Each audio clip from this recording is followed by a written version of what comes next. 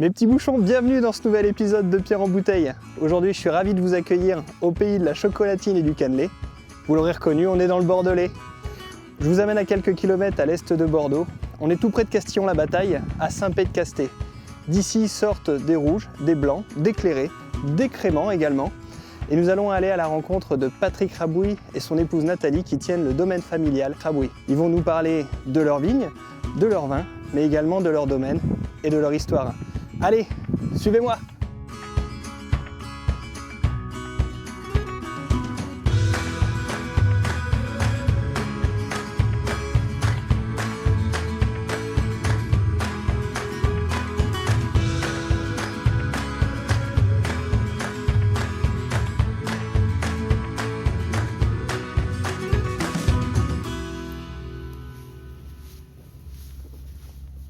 Les petits bouchons, aujourd'hui on est au château Auboulac, du coup avec Patrick et son papa Jean-Pierre qui nous accueillent dans leur domaine familial. On peut peut-être commencer par parler un peu des cépages. Qu'est-ce que vous cultivez ici? Alors là, en priorité, chez nous, c'est 70% Merlot et 15% de Cabernet Franc et du Cabernet Sauvignon. Et un petit peu de Sémillon en blanc pour faire du crément à la cave de Saint-Pé-de-Castés. Qu'est-ce que vous faites alors du coup ici? Il y a du rouge, du blanc, du crément? Non, je fais que ici sur l'exploitation, il n'y a que du rouge. Que du rouge? Oui. D'accord. Et pourquoi on vient planter du merlot, du cabernet ici? Pourquoi on ne vient pas planter d'autres cépages? Alors il y en a, si, il y a du petit verre d'eau et puis qu'est-ce qu'il y a? Du Malbec aussi. Mais ça c'est nouveau, c'est des nouveaux cépages, il n'y en a pas beaucoup, quoi. Ils poussent sur quoi les cépages ici? Sur quoi on marche? C'est quoi le sol? Là c'est de l'argile, argilo-calcaire on appelle ça. D'accord. Après ça dépend des parcelles, il y a des parcelles où c'est plus de sable, mais en règle générale c'est argilo-calcaire on appelle ça. D'accord. Et qu'est-ce que ça vient apporter au vin, une terre argilo-calcaire? La structure. Et le terroir alors, ici on est sur quel terroir? Je crois qu'on est sur la rive gauche de la Dordogne, dans l'entre-deux-mer. Voilà, on est dans l'entre-deux-mer. D'accord. L'entre-deux-mer, ça comprend entre la Dordogne, le fleuve la Dordogne et le fleuve la Garonne. Ok.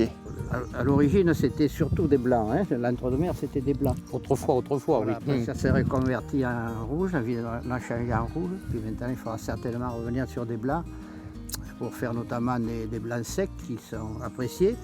Et puis des créments, puisque Patrick vient de dire le crément qui est en vogue. Oui. En vogue. Stop! Alors là, je vous apporte une petite précision. L'entre-deux-mer est à la fois une zone géographique et une appellation d'origine contrôlée. La zone géographique se situe entre la Dordogne au nord et la Garonne au sud. On y produit des rouges, des blancs, secs ou moelleux, des rosés, des clairés, des créments, plus communément sous les appellations Bordeaux et Bordeaux supérieur. L'appellation d'origine contrôlée Entre-deux-Mers, elle, fut créée en 1937 et n'autorisait à la base que des blancs secs. Depuis 2023, elle autorise également la production de vins rouges. On reprend.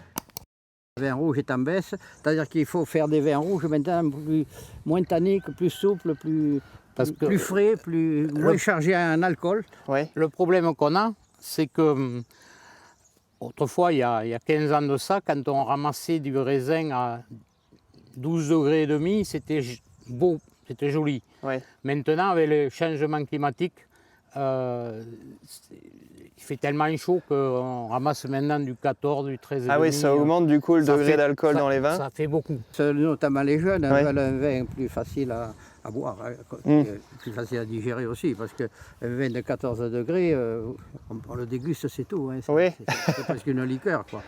Alors comment on fait du coup pour avoir des vins un peu moins alcooleux? Alors, déjà, on coupe, on met dans une cuve 70% de merlot et 30% de cabernet. Le cabernet, il pèse en degrés, il est toujours en dessous. Donc ça réduit, le merlot est très haut, et avec le cabernet, ça réduit un peu. Okay. Et puis, il faut les vendanger à une maturité moins... Voilà, il faut vendanger au bon moment, quoi. Un peu plus tôt qu'avant peut-être. Voilà, ouais. C'est ça. Trop, l'alcool... Eh oui. Ah oui, parce que plus on attend, Et oui. plus le vin va se gorger de sucre qui va se transformer en alcool. Voilà, c'est Donc ça. si on vendange plus tôt, on a un peu moins de sucre, donc moins d'alcool dans le vin au final. C'est ça, c'est ça. C'est ça. Et on n'a pas parlé du climat. Ah, le climat. Qu'est-ce qu'on a comme climat ici? C'est un climat océanique. Océanique, ouais. Voilà, c'est-à-dire un très bon climat, un petit peu humide quand même, mais pas venteux, ni trop chaud, ni trop froid. On a rarement des températures en dessous de zéro. Hein. Et après, il y a l'autre souci, c'est la grêle. Ah oui. La grêle, c'est maintenant tous les ans. Nous, ici, alors est-ce que c'est le coteau qui nous protège? Mais il y a des régions à 10 km d'ici où c'est souvent que ça grêle. D'accord. Puis là, quand ça grêle, ça... Eh ben oui, là ça Tout est détruit, foutu, là. Tout surtout est- quand les bourgeons commencent à sortir. Ah oui. Si la grêle tape dessus, ça vient Ah, les oui, casser. Oui, oui. oui, c'est Pas de perdu, bourgeons, c'est pas de perdu. feuilles, pas de fruits. Pour plusieurs années. Hein. Ok. Après, la vigne est très sujette aux maladies. Alors, vous avez les maladies du bois, d'hiver, Oui. qu'on appelle. C'est-à-dire les... Vous en avez beaucoup ici de maladies? Ah oui, oui. Ah oui, Ouais. oui. Mmh. Les maladies du bois, c'est l'hiver, ça. Hein. Mm. Le tépiose, Les scas. les scas, tout ça. Puis après, vous avez les maladies cryptogamiques, c'est-à-dire le milieu, l'odium. Hein. Ah ouais. Mmh. Après, vous avez... qu'est-ce que c'est qu'il y a aussi? Il y a la pourriture, Oui, le botrytis. la coulure, c'est-à dire quand... bientôt, là, quand la vigne va être en fleur, s'il ne fait pas beau sur le bourgeon, il va pas le pollen, ça ne va pas se féconder, si vous voulez. C'est ça. C'est pas très- Ah ouais. Mmh. Donc on appelle ça la coulure, c'est-à-dire la grappe, il n'y aura pas de graines. Il y aura pas de graines, quoi. D'accord. Ou alors des toutes petites graines. Voilà. Mais pas exploitables, pas Non, intéressantes. Et puis qualitativement, c'est pas terrible, quoi. Ouais. Il n'y a pas une plante plus fragile que la vigne. Oui, oui. Comment vous cultivez du coup ici vos vignes? Alors là, tout est enherbé. Oui. Après, on désherbe uniquement sous le rang. Avant, je travaillais un rang sur deux. J'ai labouré un rang et l'autre enherbé. Et là, depuis 3 ans, je fais que de l'enherbement. D'accord. Qu'est-ce que ça apporte du coup? Pourquoi l'enherbement? Mais déjà, ça freine un peu les rendements, s'il y a trop de rendement. Ok. Ça freine un peu. Et puis après, c'est plus économique, quoi. On Et passe le gyro et puis c'est tout, quoi. L'érosion aussi. Ça évite que, dans les pentes, par exemple, quand il pleut trop fort, il y a l'orage, par exemple, ça emporte la terre, quoi. Et ça freine, vous voyez. Ça. Et puis, ben, c'est écolo. Ouais, maintenant, on se tourne beaucoup plus sur l'écologie. Enfin, Voilà. là, par exemple, mon exploitation, elle est en HVE. HVE, c'est haute valeur environnementale, C'est ça. D'accord. C'est-à-dire qu'on a un suivi, on a interdiction de faire n'importe quoi. Hein. C'est pas bio, mais c'est entre le conventionnel et le bio, quoi. D'accord. C'est un premier pas, une première étape Ouais. pour le respect de Mais l'environnement. après, le bio, il n'y a pas grand monde qui s'y mettent parce qu'il y en a beaucoup qui, mon frère par exemple, il est en bio.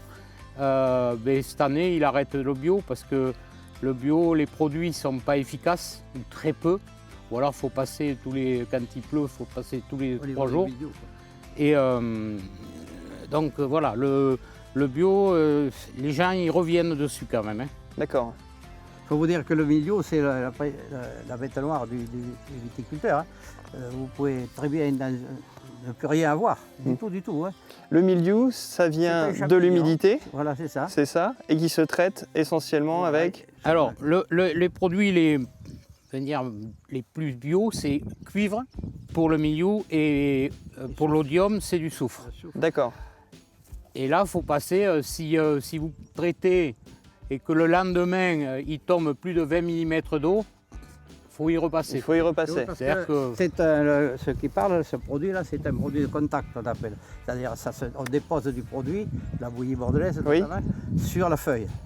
Ah oui, c'est un peu bleu, c'est ça la bouillie Oui, bordelaise, un peu c'est ça bleu, qu'on oui. voit des fois, Donc, ok, ces gouttes bleues. C'est déposé simplement. C'est-à-dire s'il pleut, ce qu'on dit dans le terme, ça se lessive, c'est emporté par la pluie. Tandis qu'après, vous avez les produits Les produits systémiques, là, systémiques. les produits rentrent dans la plante et c'est véhiculé par la sève. Donc c'est moins... La pluie est A moins d'impact. Voilà, moins d'impact. Beaucoup D'accord. plus efficace. Il n'y a que ça pour sauver la récolte. Hein. Ok, Ouais. Mais c'est pas écolo. Voilà, c'est ça.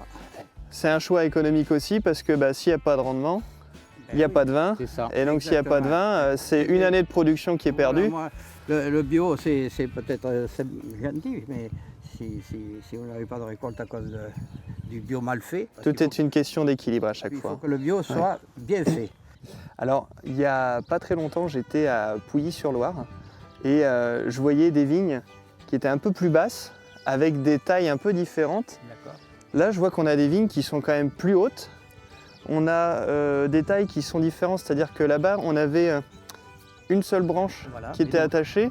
Oui, Et mais ici, c'est différent. Alors, c'est quoi? il y a que cette parcelle qui est comme Voilà, ça. ici, Le reste, vous voyez, par exemple là-bas, Ouais. on appelle ça des astes. Et ben voilà, c'est là-bas. oublie. Là, c'est Voilà. ce que je retrouvais plus là-bas, ça, c'est un effectivement. cordon, ça s'appelle un cordon. D'accord. Il y a un cordon, et c'est ça. C'est ça. C'est un cordon. C'est pas très bordelais, quoi, en fait de compte. Alors, c'est quoi la spécificité du coup de cette taille et d'avoir ces vignes hautes? Alors, Ah, ouais. vas-y. Déjà, quand on fait du cordon, on fait passer une machine qui coupe à mi-hauteur. C'est-à-dire qu'il y a grosso modo, il n'y a plus à tirer les bois. D'accord. Donc l'avantage, pour moi, il est que là. Mais après, le désavantage, c'est que les rendements, ils sont pas terribles sur les cordons. Oui. Ce qu'on n'a pas parlé, c'est le porte-greffe aussi, hein, parce que ça, c'est important. Vous savez, pour éviter le phylloxéra, Mhm. il faut faire une greffe. C'est-à-dire, le porte-greffe, c'est une variété américaine qui est exempte de phylloxéra, quoi. Hop hop hop, je vous apporte une nouvelle précision. Le phylloxéra est un insecte ravageur importé en Europe d'Amérique à la fin du 19e siècle. En quelques décennies, il ravage la majorité de nos vignobles européens. Une des solutions pour lutter face à ce fléau est de greffer nos cépages européens sur des pieds de vigne américains qui, eux, lui sont résistants. On reprend. D'accord. Et là, vous avez une multitude de porte-greffes que le pépiniériste vous propose, quoi, en fonction du terrain Oui. ou de ce que vous désirez, c'est-à-dire du rendement, moins de rendement, de la qualité, Et par rapport au sol aussi. au sol. Il y a des cépages, des porte-greffes qui ne se plaisent pas dans un sol argilo-calcaire, tout ça. Donc après, c'est le pépiniériste. Enfin, avant de planter, on fait faire des analyses. Mhm. Et là, ils nous disent ce qu'il faut planter, quoi. Alors, combien tu as d'hectares ici, Patrick? Alors, à l'origine, depuis l'année dernière, j'en ai 24. Sauf que la conjoncture est catastrophique. Donc, faut arracher. On est primé pour arracher. On est primé à 6 000 € de l'hectare. Mais par contre, pendant 20 ans, il ne faut plus toucher, il ne faut rien faire comme récolte, même du blé, rien du tout. D'accord, faut laisser la terre pendant 20 ans en Voilà, jachère. pendant en fait 20 ans en jachère. D'accord. Donc bon, moi j'ai 60 ans. Sur mes 3 enfants, personne ne veut reprendre. Donc j'ai décidé d'en arracher 14. Ok. C'est-à-dire que je vais me garder 10 hectares Ouais. que je ferai tout seul. D'accord. Et puis voilà quoi. Patrick, il a eu acheté de la vigne il y a 20 ans Mhm. à 15 000, 20 000 euros. Ouais, 20 000 €, ouais. 20 000 € l'hectare. Maintenant, à 6 000, vous ne trouvez pas vendeur ni acheteur. Ah oui, donc le prix a énormément Hein, baissé. De 20 000 à 6 000. Et personne n'en veut. Il n'y a plus d'acheteurs. Oui, le vrac, quand on appelle vendre au négoce, l'unité de mesure, c'est le tonneau, c'est-à-dire 900 litres. Actuellement, ils vous payent 700 € le tonneau. Alors que comptablement, il faudrait le vendre à 1 200 € pour que ça marche. Donc ça fait 3 ans que c'est comme ça fait que les propriétés... Ils mangent de l'argent en travaillant. Eh oui, ça leur coûte de l'argent de travailler. Voilà, ça leur coûte C'est ça. plus que ça ne rapporte, quoi. D'accord. Donc il y a une campagne d'arrachage dont on a entendu pour ça, parler, c'est qui a ça. été mise en place. Ah, mais c'est énorme.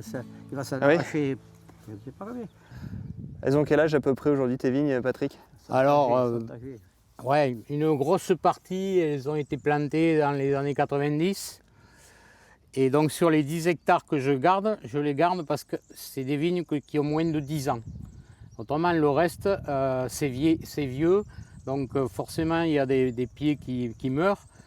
Donc faudrait on appelle ça raccoter, c'est-à-dire faire un trou à l'intérieur mettre un plan de remplacement. Et puis, mais vu comme on n'a plus de sous, plus personne ne le fait, quoi. Ok, donc tu t'es gardé les vignes les plus jeunes. Les plus jeunes, voilà. Parce que D'accord, qui ont une dizaine d'années. La vigne, Voilà. on compte 40 ans. Une vigne, quoi. Ok. 40 ans, puis après, ça peut durer plus. Hein. C'est là qu'on fait la qualité, d'ailleurs. Et oui, parce que plus l'âge des vignes avance, moins il y a de rendement, Voilà, c'est mais ça. normalement, C'est ça. ça augmente C'est ça. aussi la qualité du vin qui en sort. Mm. Je vois que les vignes, on commence à voir des petites feuilles qui sortent. On est à quelle étape aujourd'hui de la vigne? Ils appellent ça feuille étalée. Ou des bourrements, moi j'appelle ça. Ouais, c'est plutôt des bourrements. Puis après, il y a comment on appelle, la floraison. C'est la deuxième étape. Hein, Ouais, la floraison, c'est plus au mois de juin. Patrick, ici, on est en appellation Bordeaux. Alors, Bordeaux Sup. D'accord. C'est-à-dire que la différence, c'est que le Bordeaux Sup, vous avez droit à moins de rendement.